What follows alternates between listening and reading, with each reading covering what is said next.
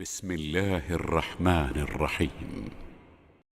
وإذا أذقنا الناس رحمة فرحوا بها وإن تصبهم سيئة بما قدمت أيديهم إذا هم يقنطون أولم يروا أن الله يبسط الرزق لمن يشاء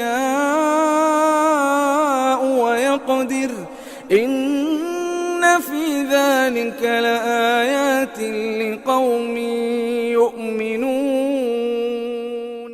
السلام عليكم ورحمة الله وبركاته. ഖുർആൻ പദം 1384 ദിവസത്തിലേക്ക് എല്ലാവരെയും ഹാർദമായി സ്വാഗതം ചെയ്യുന്നു. വിശുദ്ധ ഖുർആനിലെ 30-ാമത്തെ അധ്യായമായ സൂറത്തുർ റൂമിലെ 36-37 ആയത്തുകളാണ് ഇന്ന് പഠനവിധേയമാക്കുന്നത്. ക്ലാസ് ആരംഭിക്കുന്നതിനായി ആദരണീയനായ ഡോക്ടർ എ വിലായത്തുള്ള സാഹിബിനെ ക്ഷണിക്കുന്നു. അസ്സലാമു അലൈക്കും വറഹ്മത്തുള്ളാഹി വബറകാതുഹു. أعوذ بالله من الشيطان الرجيم. بسم الله الرحمن الرحيم. وإذا أذقنا الناس رحمة فرحوا بها وإن تصبهم سيئة بما قدمت أيديهم إذا هم يقنطون أولم يروا أن الله يبسط الرزق لمن يشاء ويقدر إن في ذلك لآيات لقوم يؤمنون. صدق الله العلي العظيم. സൂറത്തുർ റൂമിലെ 36-37 ആയത്തുകളാണ് ഞാൻ നിങ്ങളെ കേൾപ്പിച്ചിട്ടുള്ളത്. കഴിഞ്ഞ ദിവസം നമ്മൾ പഠന വിധേയമാക്കിയ ആയത്തുകളുടെ ആശയപരമായ തുടർച്ച തന്നെയാണ് ഈ രണ്ടായത്തുകളിൽ നമുക്ക് കാണാൻ സാധിക്കുന്നത്. ആളുകള് പ്രകൃതിപരമായി തന്നെ മനുഷ്യര് ഏകനായ ഒരു സ്രഷ്ടാവിനെ ഉൾക്കൊള്ളുക എന്നത്, പ്രപഞ്ചത്തിലെ സകല കാര്യങ്ങളുടെയും നിയന്ത്രകനായൊരു തമ്പുരാൻ, ഒരു റബ്ബ് ഉണ്ട് എന്ന കാര്യം ബോധ്യപ്പെടുക എന്നത് മനുഷ്യനെ സംബന്ധിച്ചിടത്തോളം ഏറ്റവും സ്വാഭാവികമായ കാര്യമാണെങ്കിലും ഏറ്റവും ശുദ്ധമായ മനുഷ്യയുക്തിക്കും ബുദ്ധിക്കും ഏറ്റവും ഉൾക്കൊള്ളാൻ കഴിയുന്ന പ്രകൃതി മതത്തെ വികലമാക്കിയ, അതിനെ പല സംഘങ്ങളും വിഭാഗങ്ങളുമാക്കി, പല ശിയാത്തുകളും ഹിസ്ബും ഒക്കെ ആക്കി മാറ്റിയ ഒരു നടപടിയാണ് പല ഘട്ടങ്ങളിലായിട്ട് മനുഷ്യര് ചരിത്രത്തിന്റെ പല ഫേസസിൽ നമുക്ക് കാണാൻ കഴിയുന്ന ആ വിധത്തിൽ അതിനെ വികലമാക്കിയിട്ടുള്ളതാണ്.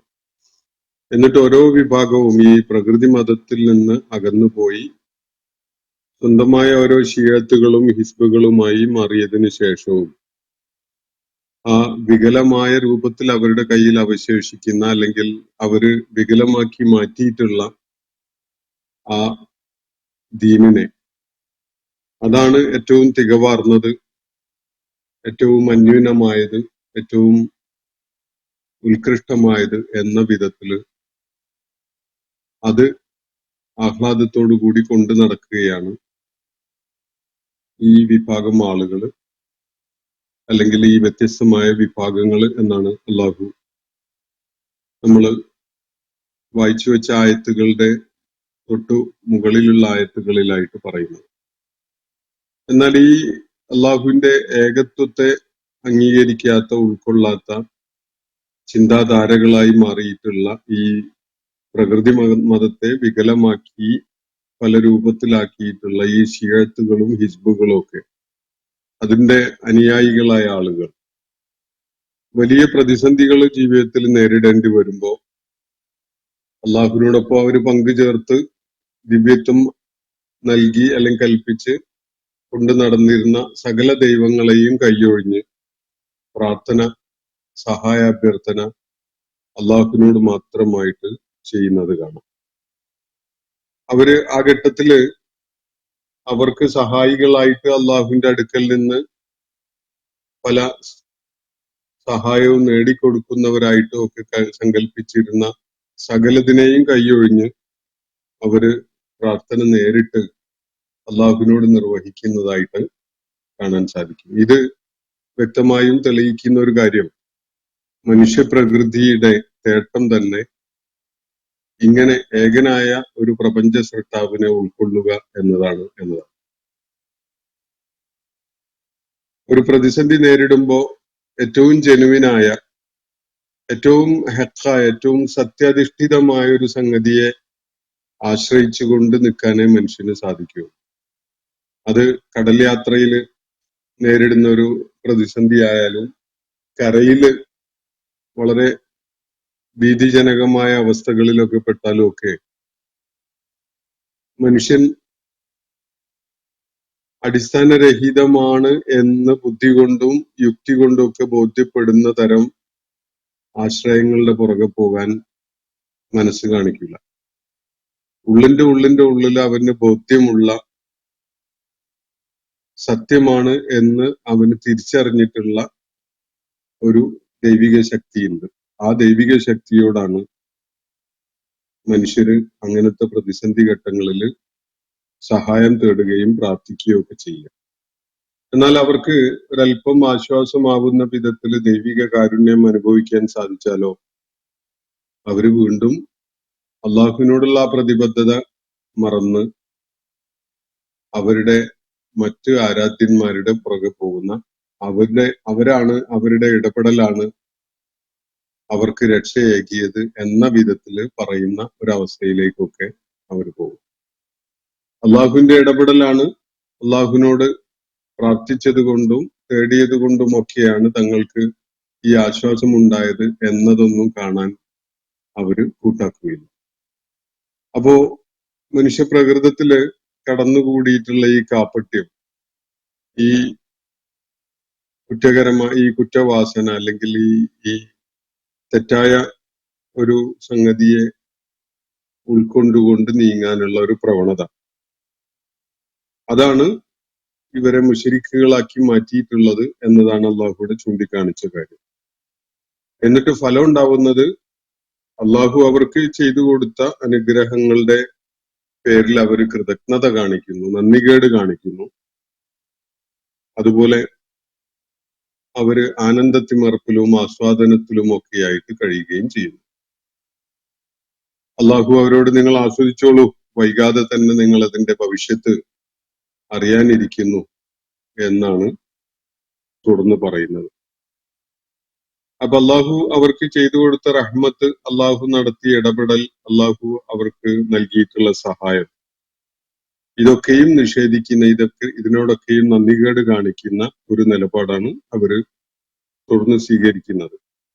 എന്നാൽ അള്ളാഹു അവരോട് ചോദിച്ച ഒരു ചോദ്യം, നിങ്ങൾ ശരീക്കുകളായിട്ട് സ്വീകരിച്ചിരിക്കുന്ന ഈ പ്രതിഭാസങ്ങൾ ഉണ്ടല്ലോ, അള്ളാഹുവിനോടൊപ്പം അല്ലെങ്കിൽ അള്ളാഹുവിന് പകരമായിട്ട് നിങ്ങൾക്ക് ഈ വക നേട്ടങ്ങൾ ഉണ്ടാക്കി തന്ന, സഹായിച്ചു എന്ന് നിങ്ങൾ കരുതുന്ന ആളുകൾ അല്ലെങ്കിൽ ശക്തികൾ, അവയാണ് നിങ്ങൾക്കായി ഈ സഹായം ചെയ്തത് എന്നതിന് നിങ്ങളുടെ കയ്യിൽ വല്ല തെളിവുണ്ടോ?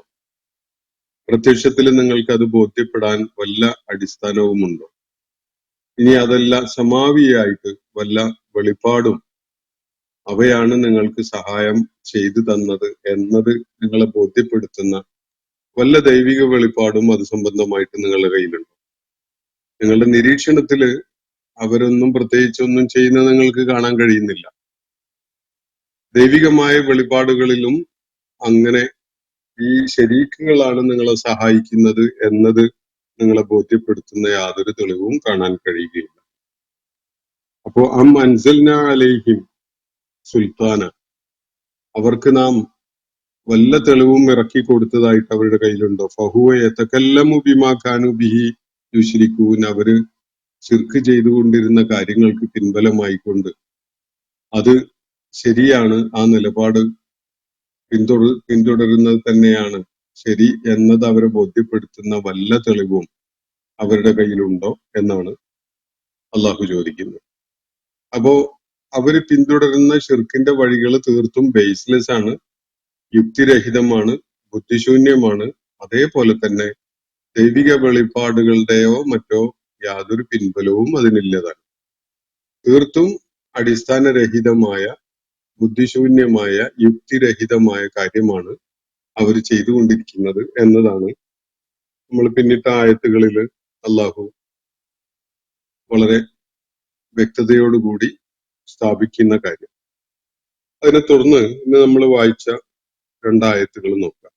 വൈദ അദഖ്നന്നാസ റഹ്മത്തൻ, ആളുകൾക്ക് നാം ഒരു കാരുണ്യം ആസ്വദിപ്പിച്ചു എന്ന് വെക്കുക. ദൈവിക കാരുണ്യത്തിന്റെ എന്തെങ്കിലും ഒരു അനുഭവം അവർക്ക് നാം ഉണ്ടാക്കി കൊടുത്തു, അവർക്ക് ദൈവിക കാരുണ്യം അനുഭവിക്കാൻ അല്ലെങ്കിൽ ആസ്വദിക്കാൻ ഒരു അവസരം ഉണ്ടായി എങ്കിൽ ഫരിഹൂബിഹ, അവരതില് വലിയ ആഹ്ലാദത്തിലായിരിക്കും, വലിയ ആനന്ദത്തിലും സന്തോഷത്തിലും ഒക്കെ ആയിരിക്കും.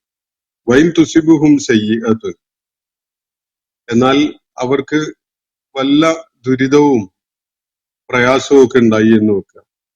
അതുണ്ടാവുന്നത് ബിമാ ഖദ്ദമത്ത് ഐദീഹിം, അവരുടെ തന്നെ കൈകളുടെ, അവരുടെ കരങ്ങളുടെ പ്രവർത്തനങ്ങൾ കാരണമായിട്ടാണ്. അങ്ങനെയുള്ള ഒരു സയ്യിഅത്ത് അവരെ ബാധിച്ചാൽ, സ്വന്തം കൈകളുടെ പ്രവർത്തനങ്ങൾ കാരണമായി അല്ലെങ്കിൽ സ്വന്തം നിലപാടുകൾ കാരണമായി ഓരോരുത്തരും അനുഷ്ഠിച്ച കാര്യങ്ങളുമായി ബന്ധപ്പെട്ടുകൊണ്ട് അതിന്റെ തിരിച്ചടിയായിട്ട് വല്ല സയ്യിഅത്തും അവരെ പിടികൂടുന്നുവെങ്കിൽ ഇദാഹും യഖ്നതൂൻ, അവരതാ അങ്ങേയറ്റത്തെ നിരാശ ബാധിച്ചവരായി മാറുകയും ചെയ്യും. ദൈവിക അനുഗ്രഹം ഉണ്ടാകുമ്പോ, റഹ്മത്ത് ഉണ്ടാകുമ്പോ അന്ന് ആ സമയത്ത് അവർ ആഹ്ലാദത്തിലായിരിക്കും. അള്ളാഹുവിനോട് നന്ദി കാണിക്കുന്ന, കൃതജ്ഞത കാണിക്കുന്ന ഒരു നിലപാടല്ല അവർക്കുള്ളത്. സ്വന്തം കരങ്ങളുടെ പ്രവർത്തനങ്ങൾ കാരണമായി വല്ല തിരിച്ചടിയും ദുരിതവും ഒക്കെ ഏറ്റുവാങ്ങേണ്ടി വരികയാണെങ്കിലോ അപ്പൊ അവര് അങ്ങേയറ്റത്തെ നിരാശയിലും അതുപോലെ വളരെ പിടിച്ചുലക്കുന്ന വിധത്തിലുള്ള, അവരെ ഉലച്ചു കളയുന്ന വിധത്തിലുള്ള വ്യസനത്തിലൊക്കെ ആയി മാറും. അവർ ആത്മഹത്യയെക്കുറിച്ചോ ജീവിതം അവസാനിപ്പിച്ചു കളയുന്നതിനെ കുറിച്ചോ ഒക്കെ ആലോചിക്കുന്ന ഒരു രീതിയിലേക്ക് പോകും. അപ്പൊ ദൈവിക കാരുണ്യം അവർക്ക് രുചിച്ചറിയാൻ കഴിയുമ്പോൾ അവര് ആ സമയത്ത് അള്ളാഹുവിനോട് കൃതജ്ഞത കാണിക്കുന്ന, നന്ദി കാണിക്കുന്ന ഒരു സ്വഭാവം അവർ പ്രകടിപ്പിക്കുന്നില്ല. തിരിച്ചടികളോ പ്രയാസങ്ങളോ നേരിടേണ്ടി വരുമ്പോ സഹനം അവലംബിക്കുക എന്നൊരു നിലപാടും അവരുടെ ഭാഗത്തില്ല. സത്യവിശ്വാസികളെ വേറിട്ട് നിർത്തുന്ന രണ്ട് സ്വഭാവപരമായ പ്രത്യേകതകളാണ് ഇവിടെ പരോക്ഷമായിട്ട് സൂചിപ്പിക്കപ്പെട്ടിട്ടുള്ളത്. ഒന്ന്, ദൈവികമായി എന്ത് അനുഗ്രഹം, അതെത്ര ചെറുതായാലും, എത്ര ചെറിയ ഒരു കാരുണ്യ സ്പർശമായാലും അല്ലെങ്കിൽ എത്ര വലിയ അനുഗ്രഹമായാലും അവരതിന്റെ പേരിൽ മതിമറന്ന് ആഹ്ലാദിക്കുകയോ അള്ളാഹുവിനെ വിസ്മരിക്കുകയോ ഒന്നും ചെയ്യൂല. അവര് അള്ളാഹുവിനെ ഓർക്കുകയും അള്ളാഹുവിനോട് കൃതജ്ഞത കാണിക്കുകയും ചെയ്യുന്നവരായിട്ടാണ് സത്യവിശ്വാസികൾ നിലകൊള്ളുക. എന്നാൽ സത്യനിഷേധികള്, അള്ളാഹുവിന്റെ ഏകത്വത്തെ ഉൾക്കൊള്ളാത്ത ആളുകൾ, അള്ളാഹുവിൽ ശരീക്കുകളെ ചേർക്കുന്ന ആളുകൾ, അവര് എന്തെങ്കിലും ഒരു സന്തോഷകരമായ ഒരു അനുഭവം ഉണ്ടായാൽ അത് അവരങ്ങ് ആഘോഷിച്ച് അതിന്റെ ആഹ്ലാദത്തിമർപ്പിലായിരിക്കും. എന്ന് പറഞ്ഞാൽ അള്ളാഹുവിനെയും ചുറ്റുപാടുകളെയൊക്കെ മറക്കുന്ന വിധത്തിലുള്ള ആഹ്ലാദത്തിമർപ്പിലായിരിക്കും അവർ. അള്ളാഹുവിനോട് കൃതജ്ഞത കാണിക്കുക, നന്ദി കാണിക്കുക എന്നതിലായിരിക്കുകയില്ല അവരുടെ ശ്രദ്ധ. പലപ്പോഴും അവരുടെ പ്രവർത്തനങ്ങളുടെ നേട്ടമായിട്ടോ അല്ലെങ്കിൽ അവർക്ക് വേണ്ടി നിലകൊണ്ട ആളുകളുടെ സഹായം കാരണമായിട്ടോ ഒക്കെയാണ് അങ്ങനെയുള്ള സൗഭാഗ്യം അവർക്കുണ്ടായത്. അത് പല തലത്തിലും കാണാം. അത് മതരംഗത്ത്, ആത്മീയ രംഗത്ത്, രാഷ്ട്രീയ രംഗത്തൊക്കെ ആരൊക്കെയാണോ അവർക്ക് സഹായത്തിനായി ഉണ്ട് എന്ന് അവർ കരുതിയിരുന്നത് അവരുടെയൊക്കെ പിന്തുണ കാരണമായിട്ടാണ് എന്ന വിധത്തിൽ അവരതങ്ങ് ആഘോഷിക്കുന്ന കാണാം. അത് അള്ളാഹുവിന്റെ ഇച്ഛപ്രകാരം അള്ളാഹു ചെയ്തു തന്ന ഒരു കാരുണ്യമാണ് എന്ന് മനസ്സിലാക്കിക്കൊണ്ട് അവനോട് കൃതജ്ഞത കാണിക്കുന്ന ഒരു നിലപാടായിരിക്കില്ല ഈ ആളുകൾ സ്വീകരിക്കുന്നത്. വിശ്വാസികൾ അങ്ങനെയല്ല. വിശ്വാസികള് ചെറുതും വലുതുമായ എന്ത് റഹ്മത്താണ് അള്ളാഹുവിൽ നിന്ന് അവർക്ക് അനുഭവിച്ചറിയാൻ സാധിച്ചിട്ടുള്ളതെങ്കിലും അതിന്റെ പേരിൽ മനസ്സ് നിറയെ കൃതജ്ഞത കാണിക്കുന്ന ആളുകളായിരിക്കും. എന്നാൽ തിരിച്ചടിയോ പ്രതിസന്ധിയോ വിഷമോ സയ്യിഅത്തിന്റെ ഏതെങ്കിലും ഒരു രൂപം അനുഭവിക്കാനിടയായാൽ അവരതാ ഒരു പ്രതീക്ഷയും അവശേഷിക്കാത്ത ആളുകളെ പോലെ അങ്ങേയറ്റത്തെ നിരാശയുടെ ആ പടുകുഴിയിൽ ചെന്ന് ചാടും. പിന്നെ അവർക്ക് ജീവിതത്തെക്കുറിച്ച് പോസിറ്റീവായിട്ടുള്ള ആലോചനയേ ഇല്ല. ജീവിതത്തിൽ നിന്ന് ഒളിച്ചോടാൻ, ആത്മഹത്യ ചെയ്യാൻ, എല്ലാം മതിയാക്കി പൊയ്ക്കളയാൻ ഒക്കെയുള്ള ഒരു ആലോചനയാണ് അവരെ പിടികൂടുന്നത്. അടുത്ത നിരാശ. അത്തരം അനുഭവങ്ങൾ ഉണ്ടായാലും വിശ്വാസികള് എല്ലാം അള്ളാഹുവിൽ അർപ്പിച്ചുകൊണ്ട് അവന്റെ ഇടപെടൽ ഉണ്ടാകുന്നത് വരെ ഞാൻ സഹനം അവലംബിക്കും എന്നൊരു നിലപാടാണ് സ്വീകരിക്കുക. എത്രയോ അനുഭവങ്ങൾ നമ്മളുടെ മുന്നിൽ കാണാൻ കഴിയും. പോരാട്ട രംഗങ്ങളിലുള്ളവരും അടുത്ത പ്രതിസന്ധികളുടെ ജീവിത സാഹചര്യങ്ങളിലൂടെ കടന്നു പോകുന്നവരുമൊക്കെ ചിലപ്പോൾ എത്തിപ്പെടുന്ന അവസ്ഥകൾ യാതൊരു പ്രതീക്ഷക്കും വക നൽകുന്നതായിരിക്കില്ല. ജീവിതത്തിന്റെ പോസിറ്റീവായ എന്തെങ്കിലും സാധ്യതകളുണ്ട് എന്ന ഒരു സൂചനയും നൽകാത്ത അവസ്ഥയിലൊക്കെ, അങ്ങേയറ്റത്തെ നിരാശ ജനിപ്പിക്കുന്ന വിധത്തിലുള്ള അവസ്ഥയിലൊക്കെ ആളുകൾ എത്തും. പക്ഷെ ആ ഘട്ടങ്ങളിലും അള്ളാഹുവാണ് അവർക്ക് ഏറ്റവും വലിയ പ്രതീക്ഷ. അള്ളാഹുവിന്റെ നിശ്ചയം അതിന്റെ സമയമാകുന്നത് വരെ ഞാൻ സഹനം അവലംബിച്ച് കാത്തു നിൽക്കും എന്ന ഒരു നിലപാട് സ്വീകരിക്കാൻ അത് വിശ്വാസികൾക്ക് മാത്രമാണ് സാധിക്കുക. സഹനം അവലംബിക്കുക, വിഷമമുണ്ടാവുമ്പോൾ, ബുദ്ധിമുട്ടുകൾ നേരിടുമ്പോൾ, ഒരു പ്രതീക്ഷയും നൽകാത്ത ജീവിത സാഹചര്യങ്ങളിലേക്ക് എടുത്തെറിയപ്പെടുമ്പോൾ അതിലൊന്നും മനസ്സ് ചത്തതായി മാറാതെ അള്ളാഹുവില് എല്ലാം അർപ്പിച്ചുകൊണ്ട് സഹനം അവലംബിച്ച് നിലകൊള്ളുക എന്നതാണ് വിശ്വാസികളുടെ വളരെ പ്രധാനപ്പെട്ട ഒരു ലക്ഷ്യം. എന്നാൽ ഈ ആളുകളുടെ നിലപാട് നേരെ ഇതിന് വിപരീതമായതാണ്. സന്തോഷം ഉണ്ടാവുമ്പോൾ, ദൈവികാനുഗ്രഹങ്ങൾ അനുഭവിക്കാനും ആസ്വദിക്കാനും കഴിയുമ്പോൾ അവര് അള്ളാഹുവിനെ തന്നെ മറന്ന് സ്വയം ആഹ്ലാദത്തിമർപ്പിലായിട്ട് മാറിയിട്ടുണ്ടാവും. ശരീരത്തിന്റെ എന്തെങ്കിലും സ്പർശനമേറ്റാൽ അവരത് അങ്ങേയറ്റത്ത് നിരാശ പൂണ്ട് ഒരു പ്രതീക്ഷയില്ലാത്ത ആളുകളെ പോലെ ആയി മാറുന്നു. ഇതാണ് ഇവരുടെ ഒരു പ്രത്യേകത.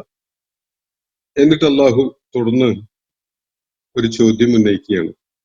അവലം യറൗ അന്നല്ലാഹ യബ്സുത്തു റിസ്ഖ ലിമൻ യശാഉ വയഖ്ദിർ. ഈ ആളുകൾക്ക് കാണാൻ പറ്റുന്നില്ലേ? ഈ ആളുകൾക്ക് മനസ്സിലാക്കാൻ പറ്റുന്നില്ലേ? റിസ്ഖ്, വിഭവങ്ങള് ഉദാരമായി കൈനീട്ടി നൽകുന്നത്, ഉദാരമായി കൈയയച്ച് നൽകുന്നത് അള്ളാഹുവാണ് എന്ന കാര്യം അവർക്ക് കാണാൻ പറ്റുന്നില്ലേ? അതേപോലെ തന്നെ വയഖ്ദിർ, അതിനെ നിയന്ത്രിച്ച് പരിമിതപ്പെടുത്തി മാത്രം നൽകുന്നതും അള്ളാഹുവാണ് എന്ന കാര്യം ഇവർക്ക് കാണാൻ പറ്റുന്നില്ലേ എന്നാണ് അള്ളാഹു ചോദിക്കുന്നത്. റിസ്ഖിന്റെ കാര്യത്തിൽ ദൈവികമായി നൽകുന്ന ജീവിത വിഭവങ്ങളുടെയും അവസരങ്ങളുടെയും ഒക്കെ കാര്യത്തിൽ അതിന് അള്ളാഹുവിന് അവന്റേതായ ഒരു നയമുണ്ട്, ഒരു പോളിസി ഉണ്ട്. സാധാരണഗതിയിൽ പ്രയത്നങ്ങൾ കൂടുതൽ നന്നായി ആസൂത്രണം ചെയ്ത് കൃത്യമായി ചെയ്യുന്ന ആളുകൾക്ക് അവരുടെ പ്രയത്നങ്ങളിൽ വിജയമുണ്ടാവുക എന്നതാണ് ഒരു സ്വാഭാവികത. പക്ഷെ ഈ സ്വാഭാവികതയിൽ ആയിക്കൊള്ളണമെന്നില്ല എല്ലായ്പ്പോഴും കാര്യങ്ങൾ നടക്കുന്നത്.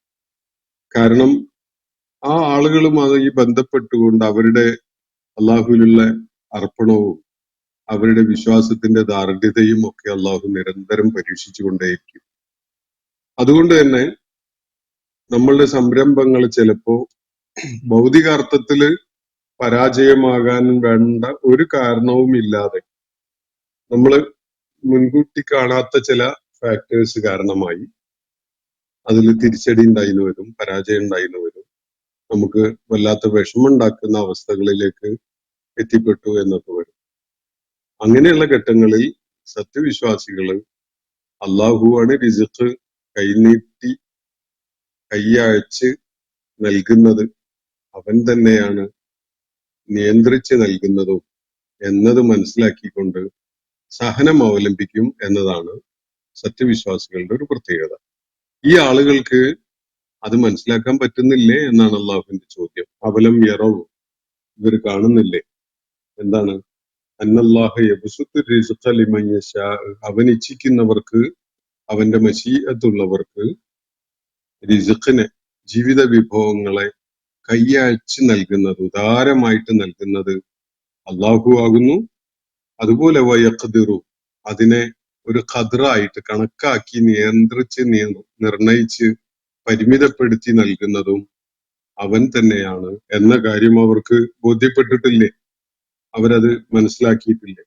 തീർച്ചയായിട്ടും ഇന്ന ഫീ ദാലിക, ഈ അള്ളാഹുവിന്റെ ഈ വിഭവ വിതരണത്തിന്റെ ഈ സംവിധാനത്തിൽ ആയാത്തിൻ ലിഖൗമി യുഅ്മിനൂൻ, വിശ്വാസികളായ ഒരു സമൂഹത്തിന് വലിയ ഗുണപാഠങ്ങളുണ്ട്, അല്ലെങ്കിൽ വലിയ ദൈവിക ദൃഷ്ടാന്തങ്ങൾ അടങ്ങിയിട്ടുണ്ട്. എന്തുകൊണ്ടാണ് അള്ളാഹു മനുഷ്യരുടെ കൂട്ടത്തിലെ എല്ലാവർക്കും വിഭവങ്ങൾ ഒരുപോലെ നൽകാതിരുന്നത്? സാഹചര്യങ്ങളും സൗകര്യങ്ങളും അതുപോലെ അവസരങ്ങളും അള്ളാഹു എല്ലാവർക്കും ഒരുപോലെ നൽകാതിരുന്നത് എന്തുകൊണ്ടാണ് എന്നത് തീർച്ചയായിട്ടും മനുഷ്യര് അതിനെക്കുറിച്ച് ആലോചിക്കേണ്ടതുണ്ട്. അള്ളാഹു ഇവിടെ പറയുന്നത് അതിൽ അവർക്ക് വലിയ ദൃഷ്ടാന്തമുണ്ട്. വിശ്വാസമുള്ള ആളുകൾക്ക് ഈ അള്ളാഹുവിന്റെ ഈ ധനവിതരണ അല്ലെങ്കിൽ വിഭവ വിതരണ സംവിധാനത്തിനുള്ള അള്ളാഹുവിന്റെ ഒരു പോളിസി, ഒരു നയം, അത് അവൻ തെരഞ്ഞെടുത്ത് അവൻ ഇച്ഛിക്കുന്ന ആളുകൾക്ക് വളരെ ഉദാരമായിട്ട് അങ്ങ് നൽകുക എന്നതും, അവൻ തീരുമാനിച്ചവർക്ക് വളരെ പരിമിതമായും നിയന്ത്രിച്ചും നൽകുക എന്നതുമാണ്. ഒരുപാട് നൽകപ്പെട്ട ആളുകൾ, വളരെ ഉദാരമായിട്ട് ദൈവികമായ റിസ്ക് നൽകപ്പെട്ട ആളുകൾക്ക് അവർ ധാരാളം റിസ്ക് നൽകപ്പെട്ടവരാണ് എന്നത്, അവർ ജീവിത വിജയം നേടും എന്നതിനുള്ള യാതൊരു ഇൻഷുറൻസും അല്ല. അള്ളാഹു അവരെ കൂടുതൽ ഇഷ്ടപ്പെടുന്നു എന്നതിനുള്ള തെളിവും അല്ല. കൂടുതൽ നൽകിക്കൊണ്ട് അള്ളാഹു പരീക്ഷിക്കുന്നു, വേറെ ചിലർക്ക് കുറച്ച് മാത്രം നൽകിക്കൊണ്ട് പരീക്ഷിക്കുന്നു. ഇത് അള്ളാഹുവിന്റെ ഒരു പോളിസിയാണ്.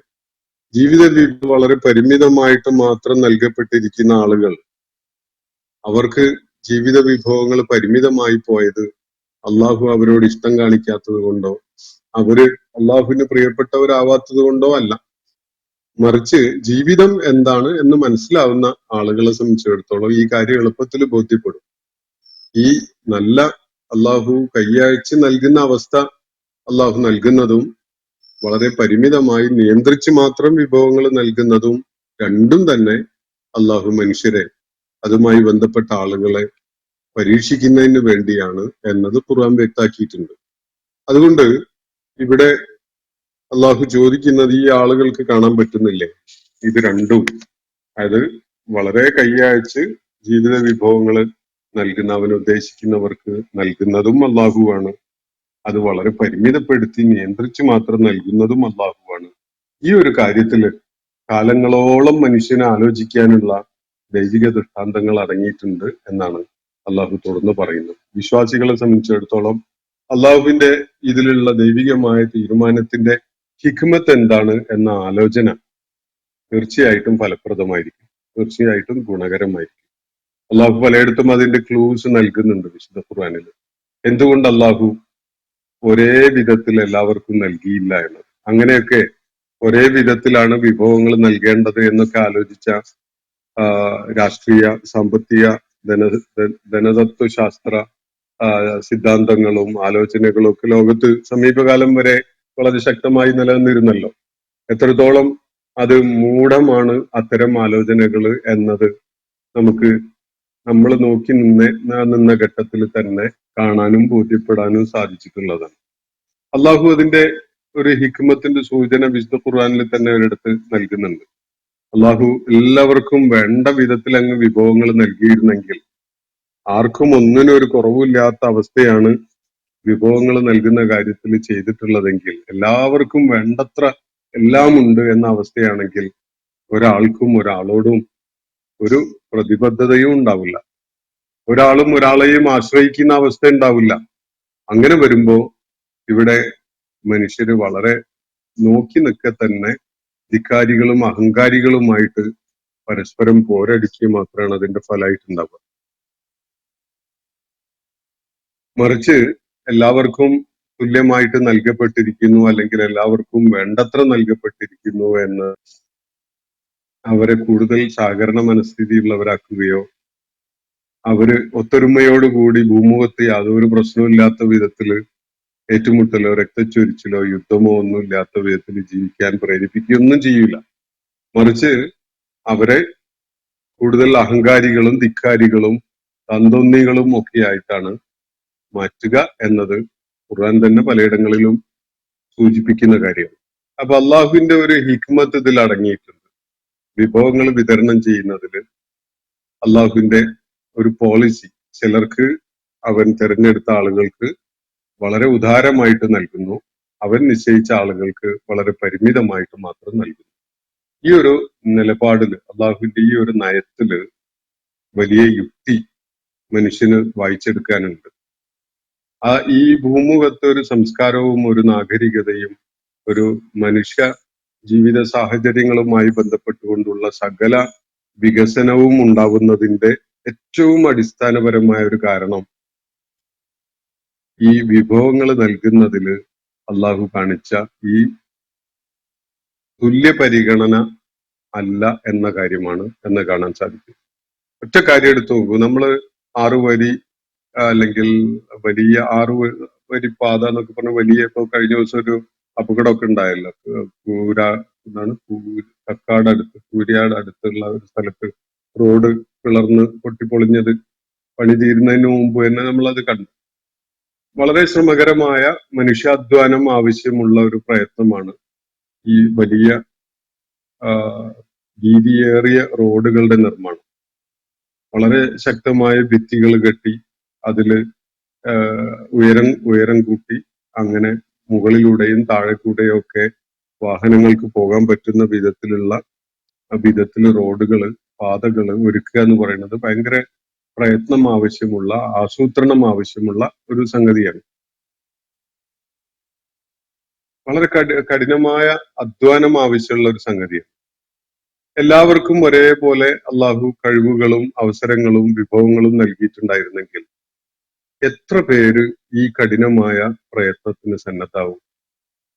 എത്ര പേര് ആ ജോലിയെടുത്ത് വെയിലും മഴയും ഗണിക്കാതെ പ്രതികൂലമായ കാലാവസ്ഥ കാഠിന്യമൊക്കെ അനുഭവിച്ചുകൊണ്ട് അത്തരം കഠിനാധ്വാനം ആവശ്യമായ ജോലി ചെയ്യാൻ സന്നദ്ധരാകും എന്നതൊന്ന് ആലോചിക്കുക. ഒരു എഞ്ചിനീയർക്കോ ഇതിന്റെ ഒരു പ്ലാൻ തയ്യാറാക്കുന്ന ഒരു പൊസിഷനിലുള്ള ആൾക്കോ നൽകപ്പെട്ട കഴിവുകൾ അതേപടി താഴെ തട്ടിലുള്ള മണ്ണ് കൊണ്ടുപോയിടുന്ന ആൾക്ക്, അല്ലെങ്കിൽ ഈ ബൗളർ കൊണ്ടുപോയിടുന്ന ആളുകൾക്ക് അള്ളാഹു നൽകിയിട്ടുണ്ടായിരുന്നെങ്കിൽ ആരാണ് ആ കഴിവുകൾ ഒരേപോലെ ഉണ്ടാവുമ്പോ ഈ ബൗളറെ കൊണ്ടുപോയിടാനോ മണ്ണ് കൊണ്ടുപോയിടാനോ ഈ എഞ്ചിനീയറിംഗ് സ്കിൽസും പൊട്ടൻഷ്യൽസും ഒക്കെ ഉണ്ടെങ്കിൽ അതിന് സന്നദ്ധാവുക? അപ്പം മനുഷ്യരെ പരസ്പരം ഇൻഡെപ്റ്റഡ് ആക്കി, പരസ്പരം പ്രതിബദ്ധതയും കടപ്പാടും ഉള്ളവരാക്കി നിർത്തുന്നത് അള്ളാഹുവിന്റെ ഈ വിഭവ വിതരണത്തിന്റെ പോളിസി കാരണം കൂടിയായിട്ടാണ്. കഴിവുകള്, അവസരങ്ങള്, വിഭവങ്ങൾ, ഇത് മൂന്നും അള്ളാഹു ഒരുപോലെ അല്ല ആർക്കും നൽകിയിട്ടുള്ളത്. അതിന്റെ അർത്ഥം ആരെങ്കിലും മികവുള്ളവരോ ആരെങ്കിലും മോശക്കാരോ ആണ് എന്നല്ല. അള്ളാഹു പരീക്ഷിക്കുന്നവരിടത്ത് അള്ളാഹു പറയുന്നത് ലിയബ്ലുവക്കും ഫീമ ആത്താക്കും എന്നാണ്. നിങ്ങൾക്ക് എന്തൊക്കെയാണോ നൽകപ്പെട്ടിരിക്കുന്നത് അതിന്റെ അടിസ്ഥാനത്തിലാണ് നിങ്ങൾ അവൻ പരീക്ഷിക്കാൻ ഉദ്ദേശിക്കുന്നത് എന്നാണ്. വലിയ ചില കാര്യങ്ങളിൽ വളരെ മികവുറ്റ കഴിവും അവസരവും അതുപോലെ വിഭവങ്ങളൊക്കെ നൽകപ്പെട്ട ആൾക്ക് ചെയ്യാൻ കഴിയുന്ന കാര്യങ്ങള് താഴെ തട്ടിലുള്ള ആളുകൾക്ക് ചെയ്യാൻ പറ്റിക്കൊള്ളണമെന്നില്ല. അള്ളാഹു അവരിൽ നിന്ന് അത് പ്രതീക്ഷിക്കുന്നുമില്ല. അവർക്ക് നൽകപ്പെട്ട കഴിവുകളും അവസരങ്ങളും വിഭവങ്ങളും എന്തൊക്കെയാണോ അതിന്റെ അടിസ്ഥാനത്തിലാണ് അവരെന്ത് ചെയ്തു എന്ന വിധത്തിൽ അവർക്ക് പരീക്ഷണമുള്ളത്. അതുകൊണ്ട് അള്ളാഹുവിടെ പറയുന്ന കാര്യം, ഈ ഒരു സംഗതിയിൽ അള്ളാഹു അവൻ ഇച്ഛിക്കുന്ന ആളുകൾക്ക് ധാരാളമായിട്ട് കൈയയച്ച് വിഭവങ്ങൾ നൽകുന്നു, അവൻ ഉദ്ദേശിക്കുന്നവർക്ക് അതിനെ പരിമിതപ്പെടുത്തിച്ച് നൽകുന്നു എന്നത് ഇതില് വിശ്വാസം ഉൾക്കൊള്ളുന്ന ആളുകളെ സംബന്ധിച്ചിടത്തോളം വലിയ ദൈവിക ദൃഷ്ടാന്തങ്ങൾ അടങ്ങിയിട്ടുണ്ട് എന്നാണ് അള്ളാഹുവിടെ പറയുന്നത്. സാമ്പത്തിക ശാസ്ത്രത്തിന്റെ പല തലങ്ങളും നമ്മൾ പഠന വിധേയമാക്കുമ്പോൾ നമുക്ക് ഈ ദൈവിക നടപടി, ഈ ദൈവിക നിലപാട് അല്ലെങ്കിൽ നയം വളരെ വളരെ ബുദ്ധിപൂർവകമായിട്ട് സ്വീകരിക്കപ്പെട്ട ഒരു സംഗതിയായിട്ട് നമുക്ക് മനസ്സിലാവും. ഒരു ആശാരിക്ക് മത്സ്യത്തൊഴിലാളി അല്ലെങ്കിൽ മീൻപിടുത്തക്കാരനെ ആശ്രയിക്കേണ്ടി വരുന്നത്, ഒരു മീൻപിടുത്തക്കാരന് നെല്ല് കൃഷി ചെയ്യുന്ന ആളെ ആശ്രയിക്കേണ്ടി വരുന്നത്, ഒരു ഉദ്യോഗസ്ഥന് നാളികേരം പറിക്കാൻ ഉള്ള ആ തൊഴിലിൽ പരിശീലിച്ച ആളെ ആശ്രയിക്കേണ്ടി വരുന്നത് ഒക്കെ സമൂഹത്തിലെ എല്ലാവരെയും അനിവാര്യമാക്കുന്ന, എല്ലാവർക്കും നൽകപ്പെട്ട കഴിവുകളെ അനിവാര്യമാക്കുന്ന ഒരു പ്രതിഭാസമാണ് എന്നത് നമുക്ക് തിരിച്ചറിയാൻ കഴിയുമ്പോൾ എന്തുകൊണ്ട് അള്ളാഹു എല്ലാവർക്കും ഒരുപോലെ നൽകിയില്ല? ചിലർക്ക് അവൻ ഉദ്ദേശപൂർവം തന്നെ ധാരാളമായിട്ട് നൽകുന്നു. ഒരു ഉദാഹരണം, ചിലരുടെ ഈ ഓണ്ടർപ്രണോറിയൽ എബിലിറ്റി എന്ന് പറയുന്നത് വളരെ ഗംഭീരായിരിക്കും, വളരെ വലിയതായിരിക്കും. ഒരു വലിയ ക്യാൻവാസിൽ നിന്നുകൊണ്ട് പ്രവർത്തിക്കാൻ കഴിയുന്ന, അതിനുവേണ്ട ആസൂത്രണം ചെയ്യാൻ കഴിയുന്ന, ഇനീഷ്യേറ്റീവ് എടുക്കാൻ കഴിയുന്ന ആളുകളാണ് ചിലര്. വേറെ ചിലര് അവരുടെ പരിമിതമായ ഒരു വൃത്തത്തിൽ മാത്രം കാര്യങ്ങൾ ചെയ്തുകൊണ്ട് നിലകൊള്ളാൻ ആഗ്രഹിക്കുന്നവരും അവരുടെ മനസ്സ് പോലും അതിന് മാത്രം പാകപ്പെടുന്നവരും ഒക്കെ ആയിരിക്കും. അപ്പോ ഈ പൊട്ടൻഷ്യൽ ഉള്ള വളരെ വലിയ ക്യാൻവാസിൽ കാര്യങ്ങൾ ചെയ്യാൻ, ഇപ്പൊ നമ്മളുടെ വേൾഡ് വൈഡ് ആയിട്ട് തന്നെ ഒരു നെറ്റ്വർക്ക് ചെയ്തിട്ട് വന്നിട്ടുള്ള ഒരു വിപണന സംവിധാനമാണല്ലോ ഇപ്പോ ലുലു ഹൈപ്പർ മാർക്കറ്റ് പോലെയുള്ള സംവിധാനങ്ങൾ. വളരെ കുറച്ചേ ഉള്ളൂ അങ്ങനത്തെ ലോകത്ത് നിന്ന് ഞാൻ മനസ്സിലാക്കുന്നത്.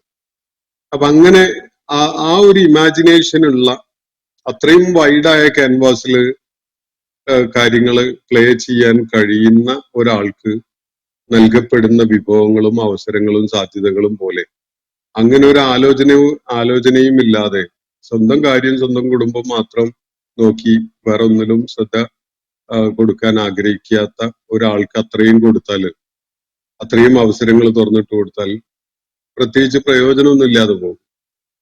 അപ്പോ ഈ ധനവിതരണത്തിന്റെ സോഷ്യലിസമോ കമ്മ്യൂണിസമോ ഒക്കെ നേരത്തെ മുന്നോട്ട് വെച്ചിരുന്ന ഒരു ചിന്തയുണ്ട്, എല്ലാവർക്കും തുല്യമായിട്ട് നൽകുക എന്ന്. എല്ലാവരോടും പ്രതിബദ്ധത കാണിക്കുക, എല്ലാവർക്കും വേണ്ടത് ലഭ്യമാണെന്ന് ഉറപ്പുവരുത്തുക എന്നതൊക്കെ അല്ലാതെ എല്ലാവർക്കും ഒരുപോലെ നൽകുക, ഒരേ അളവിൽ നൽകുക എന്നൊരു പോളിസി പടച്ച തമ്പുരാൻ സ്വീകരിച്ചിട്ടില്ല. മനുഷ്യർക്കും അത് നടപ്പിലാക്കാൻ സാധ്യമല്ല. ആരെങ്കിലും അതിന് ശ്രമിച്ചാൽ അത് മനുഷ്യ സമൂഹത്തിന്റെ തന്നെ ഏറ്റവും വലിയ തകർച്ചയിലാണ് അവസാനിക്കുക എന്നതാണ് നമുക്ക് കാണാൻ സാധിക്കുക. അപ്പോ ഈ ആളുകൾ ഈ കാര്യം മനസ്സിലാക്കുന്നില്ലേ എന്നാണ് അള്ളാഹുവോട് ചോദിക്കുന്ന ചോദ്യം. ഇന്ന ഫീ ദാലിക ലആയാത്തിൻ ലിഖൗമി യുഅ്മിനൂൻ, നിശ്ചയമായിട്ടും വിശ്വാസം ഉൾക്കൊള്ളുന്ന ആളുകളെ സംബന്ധിച്ചിടത്തോളം അള്ളാഹുവിന്റെ ഈ ഒരു നടപടിക്രമത്തിൽ, അള്ളാഹുവിന്റെ ഈ ഒരു നയനിലപാടിൽ തീർച്ചയായിട്ടും വലിയ ദൃഷ്ടാന്തങ്ങൾ, വലിയാത്തുകൾ അടങ്ങിയിട്ടുണ്ട്. ഏതായത്താണെങ്കിലും മനുഷ്യന് യുഗങ്ങളോളം ആലോചിച്ചിരിക്കാനും ആഴത്തിലേക്ക് എക്സ്പ്ലോർ ചെയ്ത് പോകാനും പറ്റുന്ന ദൈവിക പ്രതിഭാസങ്ങളായിരിക്കും. പ്രത്യക്ഷത്തിലുള്ള അതിന്റെ കാഴ്ചയുടെ തലത്തിലുള്ള ഒരു അർത്ഥമായിരിക്കുകയില്ല, സൂചനയായിരിക്കുകയില്ല. ആഴത്തിലേക്ക് നമ്മൾ അതിനെ എക്സ്പ്ലോർ ചെയ്ത് പോകുമ്പോൾ നമുക്ക് കണ്ടെത്താൻ പറ്റുക. നമ്മളുടെ ഭാവനയിലോ ചിന്തയിലോ അല്ലെങ്കിൽ ഒറ്റനോട്ടത്തിൽ നമുക്ക് മനസ്സിലാക്കാൻ കഴിഞ്ഞിട്ടുള്ളതോ ആവില്ല. ഏത് ദൈവിക പ്രതിഭാസമായാലും അതിനെ നമ്മൾ തദബ്ബുർ ചെയ്യുമ്പോൾ നമുക്ക് മനസ്സിലാക്കാൻ കഴിയും. അതുകൊണ്ട് തന്നെ അള്ളാഹുവിന്റെ ആയാത്തുകളെ കുറിച്ച് നിരന്തരമായി തദബ്ബുർ ചെയ്തുകൊണ്ടിരിക്കാൻ വേണ്ടി അള്ളാഹു വിശ്വാസികളെ ഖുർആനിൽ പ്രേരിപ്പിക്കുന്നത് നമുക്ക് കാണാൻ സാധിക്കും. ഇന്നത്തെ സെഷൻ ഞാനിവിടെ അവസാനിപ്പിക്കുകയാണ്. സൂറത്ത് റൂമിലെ 36, 37 ആയത്തുകളാണ് നമ്മൾ ഇന്ന് പഠന വിധേയമാക്കിയിട്ടുള്ളത്. ഒരു 1-2 ചോദ്യങ്ങൾ വായിച്ച് അതിനോടുള്ള പ്രതികരണം നടത്താമെന്ന് കരുതുകയാണ്. ഒന്ന്, ചിന്മയ ഉന്നയിച്ച ഒരു കാര്യം, ദൈവമായി സ്വയം അവകാശപ്പെടുന്ന അള്ളാഹു ദൈവത്തിന്റെ ആട്രിബ്യൂട്ടുകളിൽ ഒന്ന് സർവശക്തൻ എന്നതാണ്. സ്തുതി, കീർത്തനം, പ്രകീർത്തനം ഇവകൾക്കായിട്ട് ആശിക്കുന്നു, കൊതിക്കുന്നു എന്നതിന്റെ അർത്ഥം അള്ളാഹു ഒരു സർവശക്തനായ ദൈവിക ശക്തി അല്ല എന്നല്ലേ എന്ന്. അപ്പോ രസകരമാണ്. ചിന്മയുടെ ചോദ്യങ്ങൾ. അപ്പോ ഇവിടെ അള്ളാഹുവിനെ കുറിച്ചുള്ള ഖുർആൻ മുന്നോട്ട് വെക്കുന്ന ഒരു ഒരു ചിത്രമുണ്ട്. ആ ചിത്രത്തിന് തീർത്തും വിഭിന്നമായ, അതിൽ നിന്ന് വ്യത്യസ്തമായ ഒരു ചിത്രമാണ് ചിന്മയ അള്ളാഹുവിനെ കുറിച്ച് മനസ്സിൽ വരച്ചു വെച്ചിരിക്കുന്നത് എന്നാണ് അതുമായി ബന്ധപ്പെട്ടുകൊണ്ട് പറയാൻ ഞാൻ ആഗ്രഹിക്കുന്നത്. യഥാർത്ഥത്തില് അള്ളാഹുവിന് ഭൂമുഖത്ത് ആരും പ്രകീർത്തിച്ചില്ലെങ്കിലും സ്തുതിച്ചില്ലെങ്കിലും യാതൊരു വിധത്തിലുള്ള ന്യൂനതയും പോരായ്കയും അവൻ അനുഭവപ്പെടുകയില്ല. അവൻ എല്ലാ നിലക്കും ധന്യനാണ്. സ്തുതികീർത്തനങ്ങളൊക്കെ അർപ്പിക്കുന്നത് ആരാണോ സ്തുതികീർത്തനങ്ങൾ അർപ്പിക്കുന്നത് അവർക്ക് അവരുടെ സർവൈവലിന് ആവശ്യമായ, അവരുടെ നിലനിൽപ്പിന് ആവശ്യമായിട്ടുള്ള ഒരു കാര്യമാണ് എന്നതാണ് ഖുർആൻ വരച്ചു കാണിക്കുന്നത്. ഇത് നിങ്ങൾക്ക് മനസ്സിലാക്കാൻ വേണ്ടി, എളുപ്പത്തിൽ മനസ്സിലാകാൻ വേണ്ടി ഞാനൊരു ഉദാഹരണം പറഞ്ഞുതരാം. ഇപ്പോൾ സൂര്യൻ അതിഗംഭീരമായ ഊർജ സ്രോതസ്സാണല്ലോ. സൂര്യന് കറങ്ങിക്കൊണ്ടിരിക്കുകയാണ് ഭൂമി. ഈ ഭൂമി സൂര്യന് ചുറ്റും കറങ്ങിക്കൊണ്ടിരിക്കുന്നത് സൂര്യന്റെ ആവശ്യമാണോ അതോ ഭൂമിയുടെ ആവശ്യമാണോ? ഒന്ന് ആലോചിച്ച് നോക്കൂ. അതില് വലിയൊരു സൂചന അടങ്ങിയിട്ടുണ്ട്. ഭൂമിക്ക് ഭൂമിയായി നിലകൊള്ളണമെങ്കിൽ അത് സൂര്യന് ചുറ്റും കറങ്ങിക്കൊണ്ടേയിരിക്കണം, അല്ലെങ്കിൽ അത് മറ്റൊന്നായി മാറും.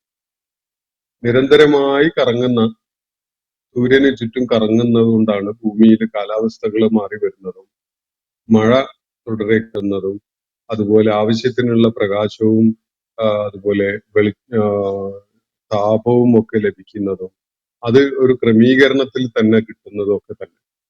മനുഷ്യനെ സംബന്ധിച്ചിടത്തോളവും ഇതിൽ വലിയൊരു പാഠമുണ്ട്.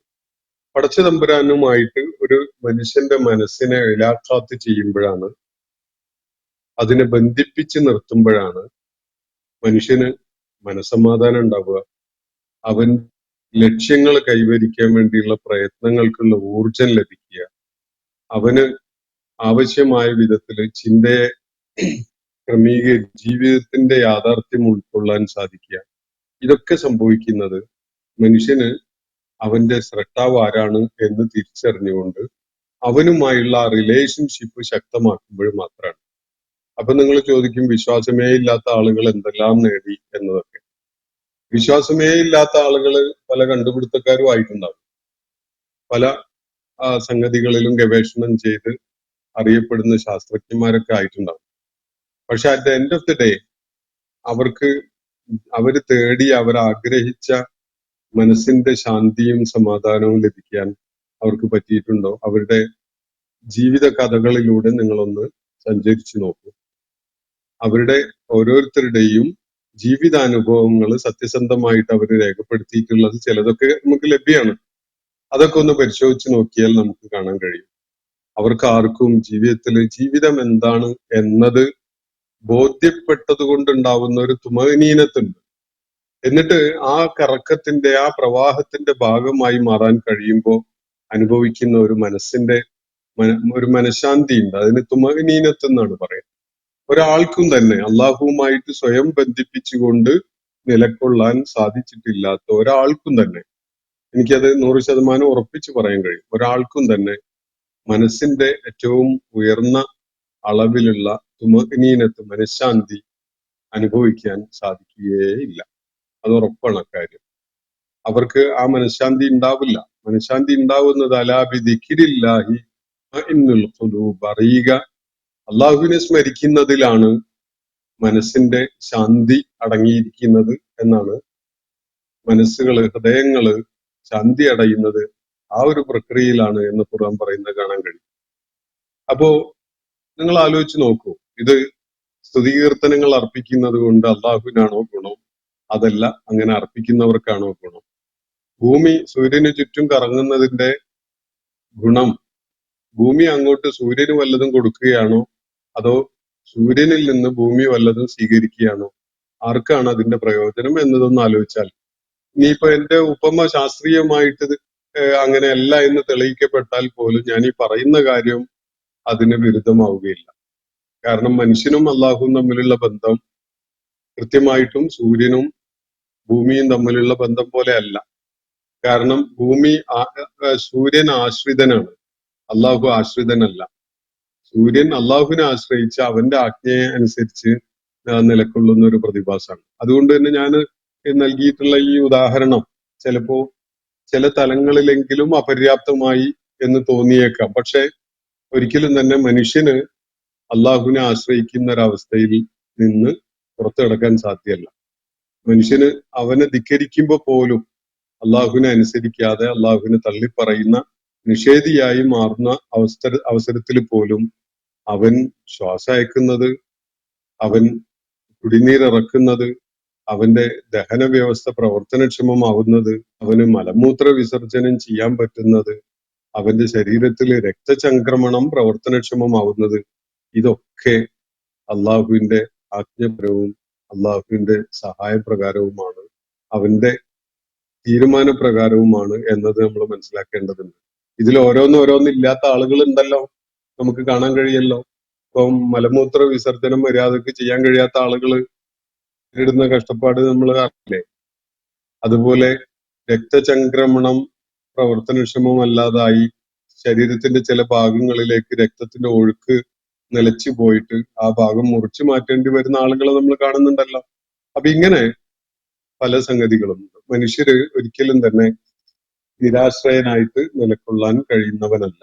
അപ്പോ കാര്യങ്ങൾ വ്യക്തമായിട്ടുണ്ടാവുമെന്ന് വിചാരിക്കുകയാണ്. ചിന്മയ ഉന്നയിച്ച മറ്റൊരു ചോദ്യം കൂടി, പ്രഭാതകാലത്ത് അള്ളാഹു ആകാശത്തിന്റെ താഴെത്തട്ടുകളിലേക്ക് നമസ്കാരം സ്വീകരിക്കാൻ ദിവസേന ഇറങ്ങി വരുന്നു എന്ന പ്രാമാണിക പ്രസ്താവന ആലങ്കാരികമായി പറയുന്നതാണോ അതോ യഥാർത്ഥത്തിൽ സംഭവിക്കുന്നത് തന്നെയാണോ എന്ന്, ഇതാണ് ചിന്മയുടെ മറ്റൊരു ചോദ്യം.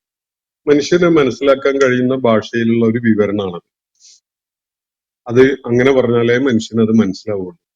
അള്ളാഹുവിനെ സംബന്ധിച്ചിടത്തോളം നമ്മൾ ഓരോരുത്തരും നിർവഹിക്കുന്ന നമസ്കാരം അത് ഏറ്റുവാങ്ങാനും അതിന്റെ ക്വാളിറ്റി നിർണ്ണയിക്കാനും ഒന്നും തന്നെ എവിടെയാണോ അള്ളാഹു ഉള്ളത് അവിടെ നിന്ന് എങ്ങോട്ടും പോവേണ്ടതില്ല. കാരണം അവന്റെ അറിവിനും അതുപോലെ അവന്റെ നിയന്ത്രണത്തിനും അതീതമായിട്ട് നമുക്ക് സങ്കല്പിക്കാവുന്ന ഒരു സ്പോട്ടും ഇല്ല എന്നതാണ് വസ്തുത. അപ്പൊ അള്ളാഹു ഇറങ്ങി വരുന്നു, അള്ളാഹു മലക്കുകളുടെ അകമ്പടിയോടുകൂടി വരുന്നു, അതിന് മലക്കുകളൊക്കെയും സാക്ഷിയാവുന്നു തുടങ്ങിയിട്ടുള്ള വിവരണങ്ങളൊക്കെ മനുഷ്യന് ഉൾക്കൊള്ളാവുന്ന ഒരു ഭാഷയിൽ കാര്യങ്ങൾ വിവരിച്ചു എന്നേ ഉള്ളൂ. ഇതിൽ അടങ്ങിയിട്ടുള്ള അസ്റാറുകൾ, ഇതിന്റെ രഹസ്യങ്ങൾ ഏത് വിധത്തിലാണ് അത് നിർവഹിക്കപ്പെടുന്നത് എന്നത് അള്ളാഹു നമുക്ക് വ്യക്തമാക്കി തന്നിട്ടില്ല. ഒരു പക്ഷേ ഭൂമുഖത്തെ വാസക്കാലത്ത് അത് മനസ്സിലാക്കാനുള്ള ഒരു ഫ്രെയിം ഓഫ് മൈൻഡ് നമുക്ക് ഉണ്ടാവുകയില്ല. അതുകൊണ്ടായിരിക്കണം അത് വിവരിച്ചു തന്നിട്ടില്ലാത്തത്. ഇനി അങ്ങനെയല്ല, എന്ത് പ്രതിഭാസമാണെങ്കിലും അതൊക്കെ ഉൾക്കൊള്ളാനുള്ള കരുത്ത് എന്റെ മസ്തിഷ്കത്തിനുണ്ട് എന്ന് ആരെങ്കിലും അവകാശപ്പെടുന്നുണ്ടെങ്കിൽ ഭൂമുഖത്ത് ഏറ്റവും വലിയൊരു വിഡ്ഢിയായിട്ടേ അയാളെ കാണാൻ പറ്റുള്ളൂ. നമുക്ക് സങ്കല്പിക്കാൻ കഴിയുന്നതിന് പോലും അതീതമായ എത്രയോ പ്രതിഭാസങ്ങൾ ഉണ്ടാവാം. ആ പ്രതിഭാസങ്ങളെ നമ്മൾ മനസ്സിൽ അതിന്റെ ഒരു ചിത്രം രൂപപ്പെടുത്തുക പോലും ചെയ്യാതെ എങ്ങനെയാണ് നമുക്ക് അതിനെപ്പറ്റി പറയാൻ, എങ്ങനെയാണ് നമുക്ക് അതിനെക്കുറിച്ച് സങ്കല്പിക്കാൻ കഴിയുക? നമ്മളിപ്പോ നരകത്തെക്കുറിച്ചും ആലോചിക്കുമ്പോൾ അള്ളാഹു വരച്ചു കാണിച്ച ഭൂമിയിലെ ജീവിതവുമായി ബന്ധപ്പെട്ടുകൊണ്ടുള്ള ചില ചിത്രങ്ങള് നരകത്തെക്കുറിച്ചും സ്വർഗത്തെക്കുറിച്ചും നൽകിയത് കൊണ്ടല്ലേ അതിനെക്കുറിച്ച് ഒരു ധാരണ ഉണ്ടാവുന്നത്.